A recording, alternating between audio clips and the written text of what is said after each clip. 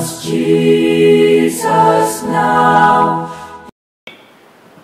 పరిశుద్ధులు ప్రియులైన దేవుని పిల్లలందరికీ యేసుక్రీస్తు నామములో శుభవందనాలు తెలియజేసుకుంటా ఉన్నాను. ఇటీవల కాలంలో ఇది వర్షాకాలమైనా సరే మేమున్న ప్రదేశంలో ఎక్కువగా వర్షాలు అసలు రావట్లేదు. అయితే నిన్న ఒక్కరోజు కొద్దిగా మబ్బులు కమ్మి కొంచెం వర్షం వస్తే నాకు మొక్కలంటే ఇష్టం కాబట్టి చాలాసేపు నేను మొక్కల పని చేసుకుంటూ ఎప్పుడుకో లంచ్కి చాలా లేటుగా వచ్చేసరికి మా బాబు అడిగాడు, ఇప్పటిదాకా ఏం చేస్తున్నావు అంటే నేను చెప్పాను, తొలకరి వర్షం వచ్చింది కదా, దానికోసం నేను భూమిని సిద్ధం చేసుకుని చాలా విత్తనాలు వేయి చాలా పనులు ఉన్నాయంటే వెంటనే అన్నాడు అనమాట, ఎన్నిసార్లు వస్తుందమ్మా తొలకరి వర్షం అనేసరికి నాకు ఆశ్చర్యం అయింది. అంటే ఏంటి అంటే ఒక నెలన్నర క్రితం ఒక్కసారి నాకు కొన్ని చినుకులు పడ్డాయి, అప్పుడు కూడా ఇదే మాట అన్నాను. అందుకని ఎన్నిసార్లు వస్తా తొలకరి వర్షం అనగా నాకు అనిపించింది అనమాట, నిజమే కదా, నేను తొలకరి వర్షం అంటున్నాను, యాక్చువల్గా అది జూలైలో కాస్త పడి ఆగిపోయింది, మళ్ళీ ఇప్పుడు పడింది. నిజానికి ఏది తొలకరి వర్షం అని ఆలోచించినప్పుడు దాని గురించి కొంతసేపు కొద్దిగా స్టడీ చేసినప్పుడు అది ఇశ్రాయేల్ దేశంలో అంటే బైబిల్లో ఇచ్చినటువంటి తొలకరి వర్షం కడవరి వర్షం అని ఉంటుంది. ఆ వర్షం గురించి కొంచెం ఆలోచించినప్పుడు ఇజ్రాయేల్ దేశంలో అది అక్టోబర్ నవంబర్ ఆ మాసాలలో వాళ్ళకి పడ్డ మొదటి వర్షాన్ని తొలకరి వర్షం అంటారు. అప్పుడు నేలను సిద్ధం చేసుకుని విత్తనాలు వేయడం అవన్నీ చేస్తారు వాళ్ళు. ఆ తర్వాత పంట చేతికొచ్చే కాలంలో అంటే మార్చి ఏప్రిల్లో మళ్ళీ ఇంకొక ఫైనల్గా ఒక వర్షం పడుతుంది. ఆ వర్షం పడ్డ తర్వాత ఒక నెలకి వాళ్ళు పంట కోతకు వస్తుంది అనమాట. తొలకరి వర్షం అంటే సిద్ధపాటుకి, కడవరి వర్షం అంటే కోతకు అనమాట అని ఈ వర్షము ఈ పంట గురించి దేవుడు ఏం చెప్పారా అని ఆలోచిస్తూ ఉంటే యోవేలు 2వ అధ్యాయం 23వ వచనంలో ఉత్సహించి యెహోవాను బట్టి సంతోషించండి, తన నీతిని బట్టి ఆయన తొలకరి వర్షమును అనుగ్రహించును అనంటే అంటే ఆయన తన నీతిని బట్టే తొలకరి వర్షాన్ని ఇస్తారు.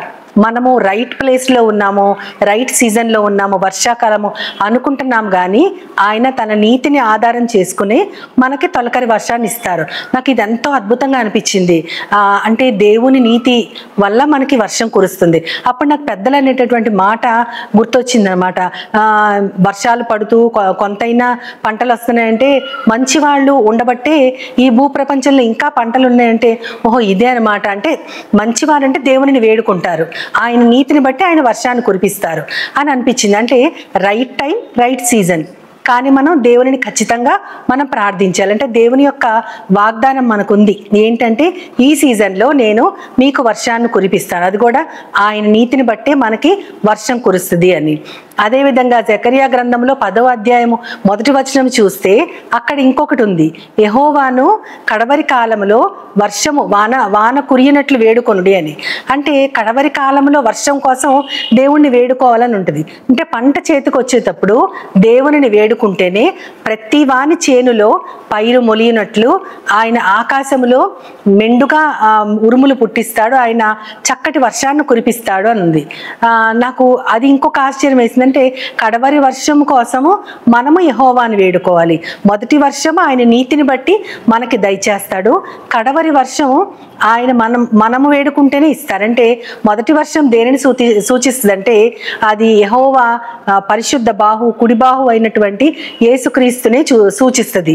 అది ఆయన నీతి, యెహోవా నీతి యేసుక్రీస్తు. కాబట్టి మనకి ఆయన ఆ నీతిని దయచేస్తారు. కానీ ఆ కడవరి వర్షం అనే పరిశుద్ధాత్మను మనము వేడుకుంటే గాని అది మనకి రాదు అని అనిపించి నాకు ఎంతో అద్భుతంగా అనిపించింది.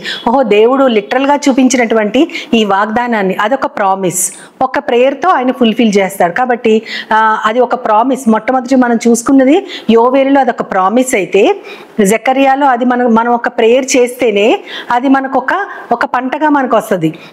నాకు చాలా ఆశ్చర్యం అనిపించింది.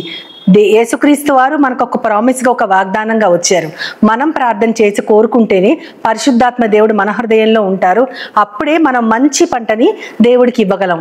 అంటే so right place and right season, దానివల్ల రైట్ హార్వెస్ట్ వస్తుంది. మంచి పంటని మనము దేవుని చేతికి అందించగలము.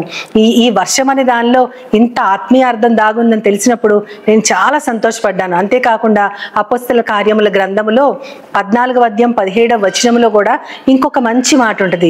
అక్కడ ఏమని ఉంటుంది అంటే ఆయన సహోదరులారా ఆయన అందరికీ ఆకాశం నుండి వర్షాన్ని అదేవిధంగా ఫలాన్ని దయచేస్తూ ఉంటారు. అంటే వర్షాన్ని మంచి ఋతువుల్ని ఫలించే విధముగా మీకు ఆహారాన్ని ఆయన దయచేస్తారు.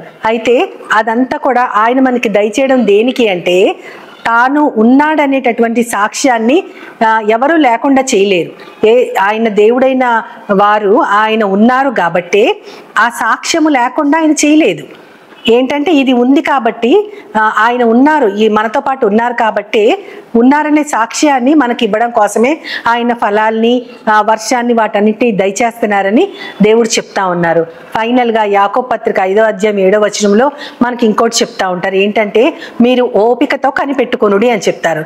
దేనికోసం అంటే ఒక వ్యవసాయకుడు ఎలాగా కడవరి వర్షం, తొలకరి వర్షం, కడవరి వర్షము సమకూడు వరకు తన యొక్క పంటను సిద్ధం చేసుకునే వరకు ఎంత ఓపికగా ఉంటాడో అటువంటి ఓపికనే మీరు కలిగి ఉండండి ప్రభువు రాకడ కోసం. అది కూడా ప్రభువు రాకడ కోసం మీరు కనిపెట్టి ఓపికతో ఉండండి అని చెప్తారు. కాబట్టి వర్షాన్ని మన జీవితంలో కేవలము భూఫలము కోసము, వ్యవసాయ పంటల కోసమే కాదు, కానీ మన ఆత్మీయ స్థితిలో మనం దేవునికి ఎక్కువగా పంటలు ఇవ్వడానికి కోసం కూడా ఆయన ఆత్మీయ వర్షాన్ని పరిశుద్ధాత్మ దేవుని ద్వారా మనకిస్తూ ఆయన ఉన్నాడు అనే సాక్ష్యాన్ని మనకి ఈ వర్షము ద్వారా, పంటల ద్వారా కూడా ఇంకొకసారి రుజువు చేస్తూ ఆయన మన ఆత్మల్ని ఉల్లసింప చేస్తూ మనల్ని నడిపిస్తున్న గొప్ప దేవుడు. కాబట్టి రెండవ రాకడలో ఒకవేళ ఆయన వచ్చేసరికి మనం ఉండగలిగితే, ఒకవేళ లేకపోయినా సరే ఓపికతో ఆయన కోసం కనిపెట్టుకుని ఉండమని దేవుడు మనందరినీ కూడా మంచి హెచ్చరికతో మనల్ని నడిపిస్తూ ఉన్నారు. ఆ హెచ్చరికని మనం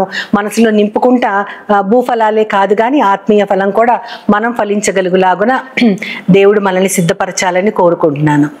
పసిడి వర్ణ పోటెండ భాగ్య ధారల వాన విసరు మంచి గాలి విరియు పుష్పములు రసముల్కు పండ్లు నీరమ్య ప్రేమన్ చాటన్ ప్రసరించు కోట లోపల ఉండు వీవు స్తుతియు మహిమయు నీకే క్షితికిన్ వితతిన్నీటి వితతికి కర్తవై వెలయు మా దేవా ప్రతి వస్తువును మాకు బహుమతి గానిచ్చే హితుడా నీ ప్రేమ నేనేట్లు మరతుము.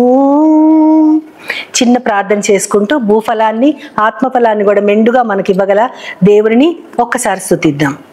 ప్రేమ నమ్మకం గల నా ప్రియ పరలోకపు తండ్రి, మేము ఇప్పుడే ప్రవ్వా ఇంకొకసారి మాకు గుర్తు చేసావు తండ్రి. తొలకరి వర్షాన్ని మీరు దయచేశారు, అదొక వాగ్దానము. మేము వేడుకుంటేనే ప్రవ్వ కడవరి వర్షాన్ని మాకు దయచేస్తావని ఒక ప్రేయర్, ఒక ప్రామిస్ని మాకు ఫ్రూట్ఫుల్ హార్వెస్ట్గా మాకు చూపిస్తూ ఉన్నావు. కాబట్టి ప్రవ్వ మేము దాన్ని ఈ భూఫలం మాత్రమే కాదు కానీ ఒక వ్యవసాయకుడు ఓపికతో కనిపెట్టుకుని ఉండనట్లు ప్రభువు రాకడ వరకు మాకందరికీ ఓపికను దయచేయమని నీ ప్రియ కుమారుడు, నా ప్రియ ప్రభువైన యేసుక్రీస్తు వారి ద్వారా కోరి ప్రార్థిస్తున్నాను పరమ తండ్రి. ఆమేన్, ఆమేన్, ఆమేన్. వందనాలు. Jesus now is all.